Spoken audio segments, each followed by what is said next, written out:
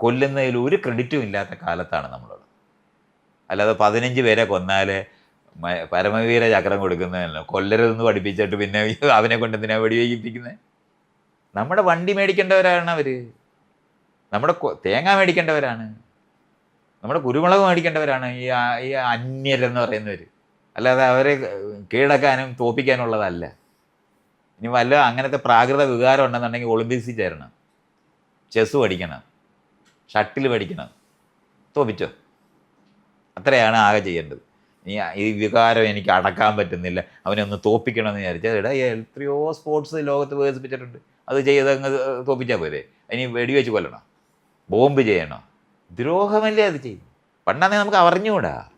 പണ്ടൊരു വള്ളത്തെ കയറി നമ്മളൊരു രാജ്യത്ത് ചെല്ലുമ്പോൾ ആ വരുന്നവരെ നമ്മളെ ഉപദ്രവിക്കാനാണോ വരുന്നതെന്ന് അറിഞ്ഞുകൂടാ.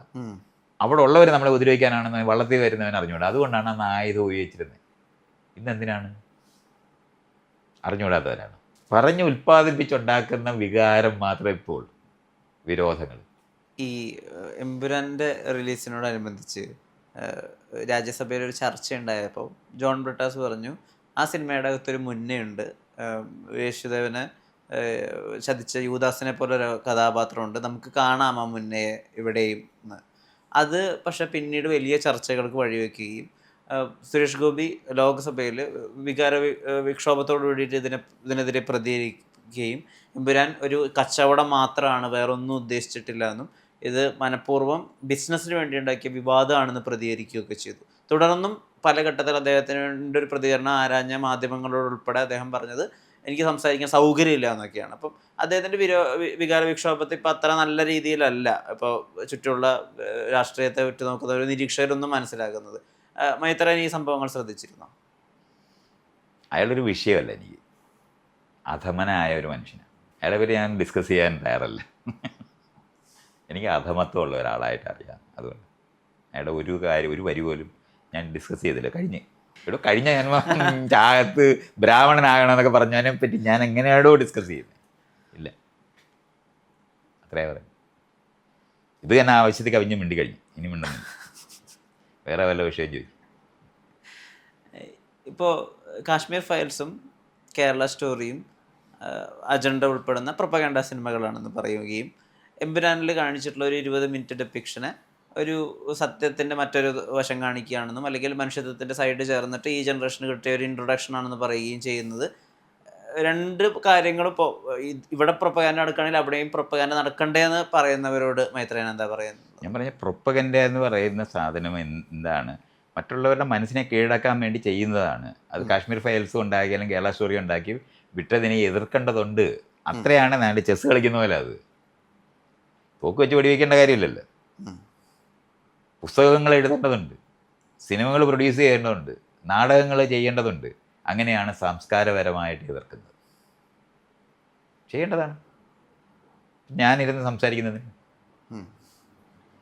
അവർ പറയുന്നതിന് എതിരെ പറയുകയാണ് ചെയ്യുന്നത്.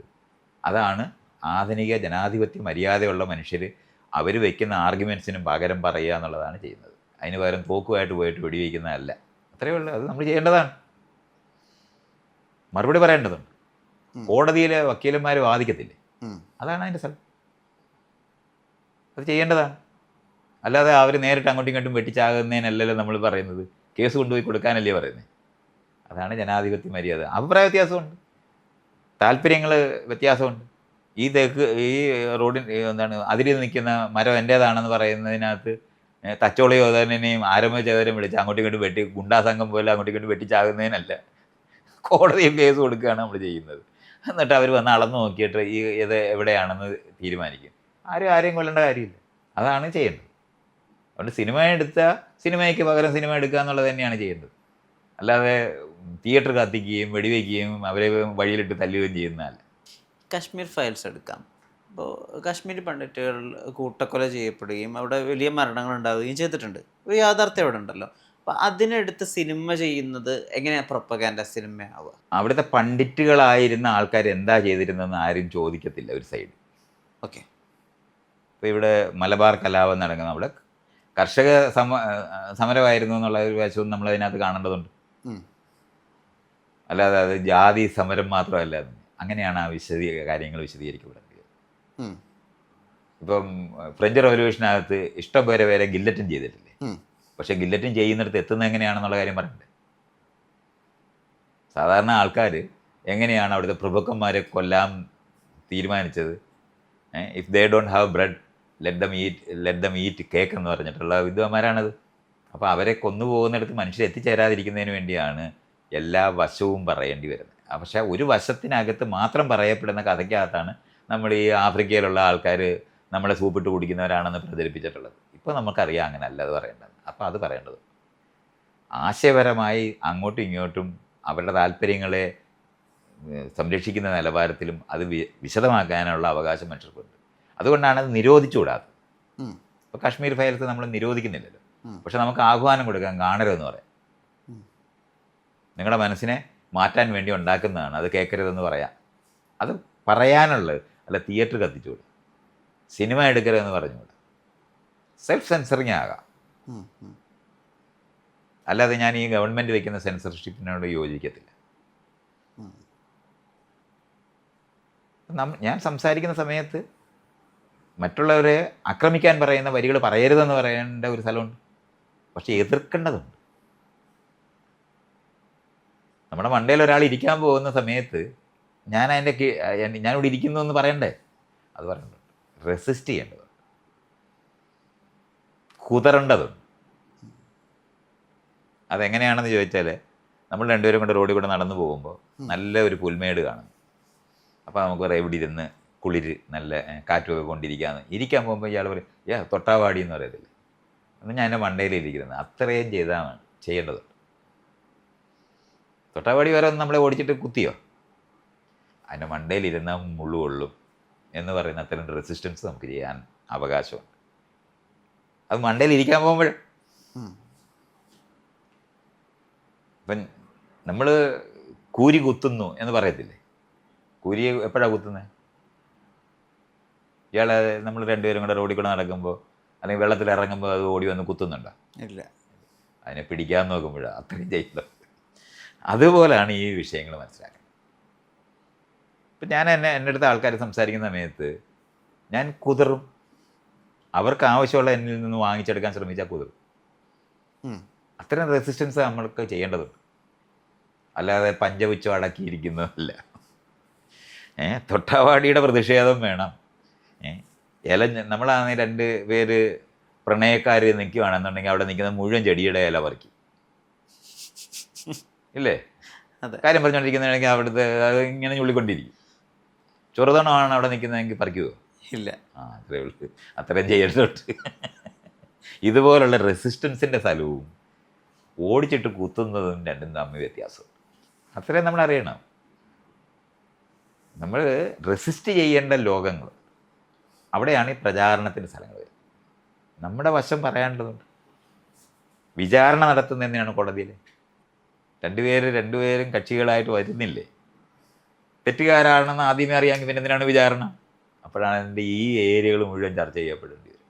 അതുകൊണ്ട് കശ്മീർ ഫയൽസ് ഉണ്ടാക്കുന്ന സമയത്ത് വെറുതെ കുറച്ച് പേരെ അങ്ങ് ആൾക്കാർ കൊല്ലുമൊന്നുമില്ല. ലോകവ്യാപകമായി ജൂതന്മാരോട് ആൾക്കാർക്ക് വെറുപ്പുണ്ടായപ്പോഴാണ് പലിശയ്ക്ക് കൂട്ടുപലിശയും ചെയ്ത് സകലരുടെയും കാശ് മേടിക്കുന്ന ഒരു കൂട്ടരായിട്ട് അവർ മാറിപ്പോയപ്പോഴാണ്. അതുകൊണ്ടാണ് ആൾക്കാർക്ക് വിരോധം തോന്നിപ്പോയിട്ടുള്ളൂ. ഇപ്പം ഷൈലോക്കിനെ പറ്റി കഥയുണ്ടായോ? എങ്ങനെ? കാരണം കണക്ക് എത്ര പൈസ കൊടുത്താലും മുതൽ അടയത്തില്ല.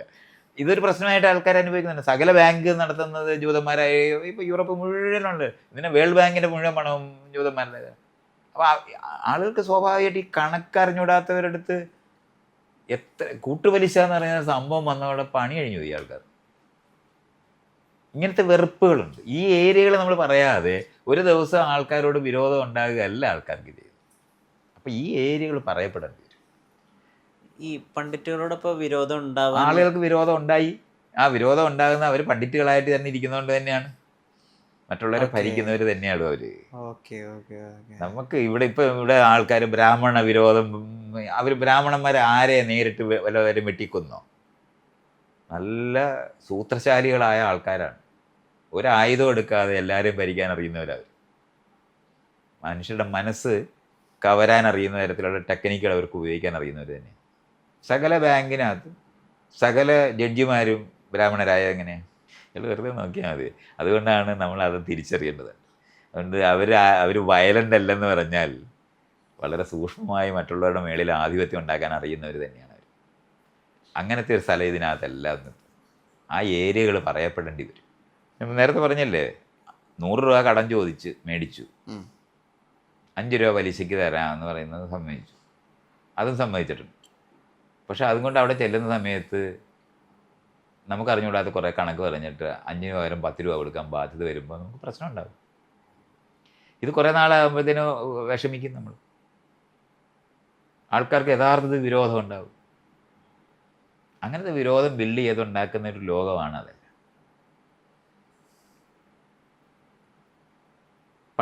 ഞാൻ പറഞ്ഞാൽ ഈ ആധിപത്യത്തോടെ പെരുമാറുന്നവർ മുഴുവനും ആയുധം എടുത്തവരല്ലേ.